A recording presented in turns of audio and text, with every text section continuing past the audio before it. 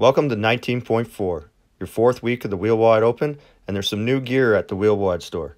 Head over to www.wheelwod.com and check it out. We've got hats, shirts, pants, and all the proceeds that we make from these we try to push towards helping athletes get to the WheelWOD games.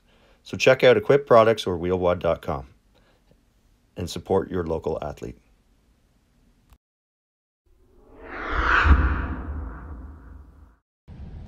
To box or not to box? That is the question. A lot of people have decided using their lifts with a barbell the same way I do, as far as directly off their laps instead of using a set of safety boxes.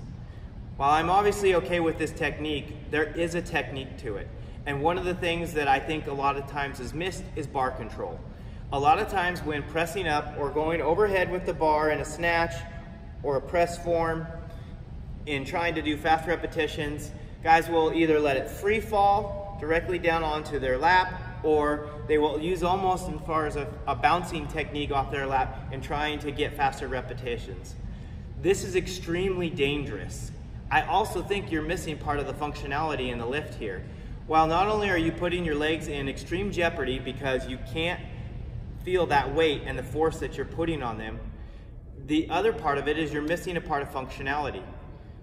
That's what CrossFit is about, is functional fitness. And so when we work these lifts, we're trying to build fitness for real life.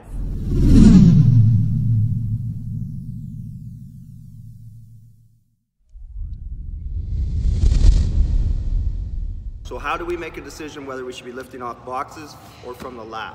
Now, out there from Equip Products, you can see we got the lap mat, straps right to your lap, protects your legs and your skin, but it's not going to protect from impact. The only thing it does from impact, if there's a little bit of impact, it's going to stop from bruising. But a big impact, my knees and ankles have nowhere to go. There's no shocks underneath. So a big impact, the only place it's going to flex is either through my tib fib or my femur. Either case, breaking a limb to do a lift makes zero sense. So if I can control the bar today and move the RX weight under control, then I'm going to RX. If I'm not, I'm going to scale, and I'm either going to use boxes or learn how to control the bar down. So for the RX movement today, you're going to see a snatch from floor to overhead. Now that can be lat, overhead, or if you have enough strength, you can go directly overhead from the floor. Now, for the scaled version, we've taken away from the floor and we're coming from the lap to overhead. So we pick up the first rep from the floor and then it's lap, overhead.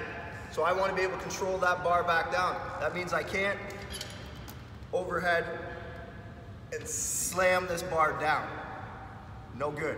No matter if it's light or not, we're not going to do that. We want to practice good movement. So what we want to do is we come up, we lock out, we bring the bar back down to the shoulder, control it to the lap. Or when you get proficient at it, you just slow it down as it comes down.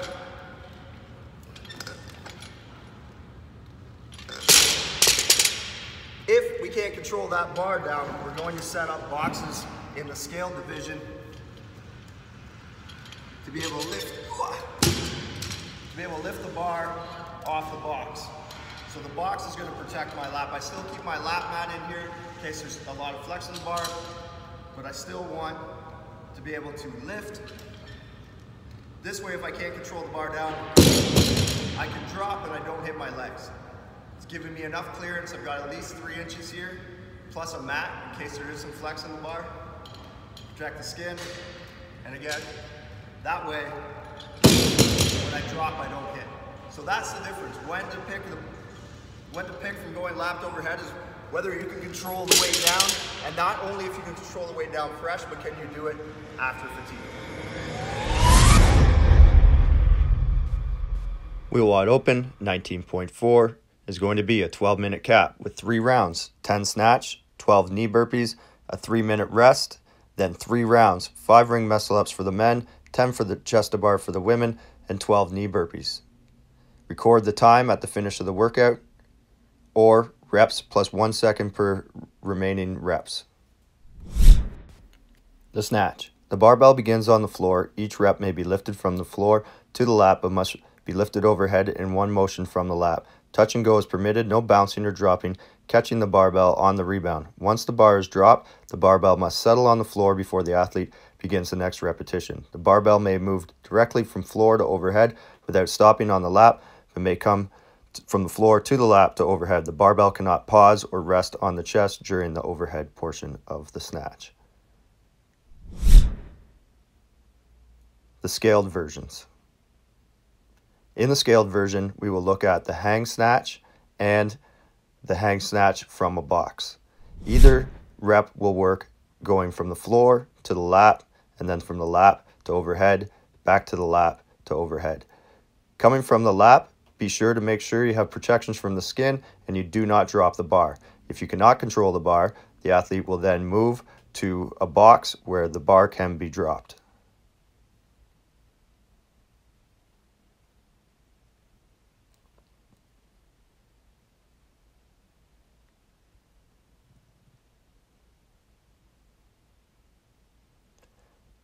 When the athlete lifts the bar from the box, the athlete must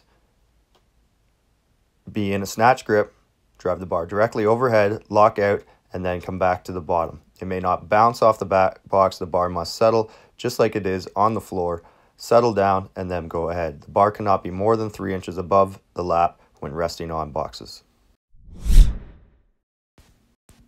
The knee burpee. Athlete will start in a kneeling position. They may use a pillow or a mat to protect the buttocks from going too far past the range of motion in the knees while going to the kneeling position. The athlete will then thrust or crawl forward, extending, dropping the chest to the floor in the bottom of a push-up position. Then the chest must touch the floor with the hips and legs at full extension in the laying position. They will then reverse the movement, finishing the kneeling position with the shoulders over the hips. The athlete will clap out in front of the body before starting the next rep. Reps will be counted on the clap. The ring muscle up. In the ring muscle up, you must begin with or pass through the extension of arms with shoulders directly below the rings and arms fully extended, without or with a false grip, and the buttocks on or off the ground and feet on the floor. Athlete will then pull themselves into the top, passing through the dip without using their legs. At the top, the elbows must be fully locked out while supporting yourself above the rings. Kipping muscle ups are acceptable. Athlete must return to full lockout in the bottom before the next rep.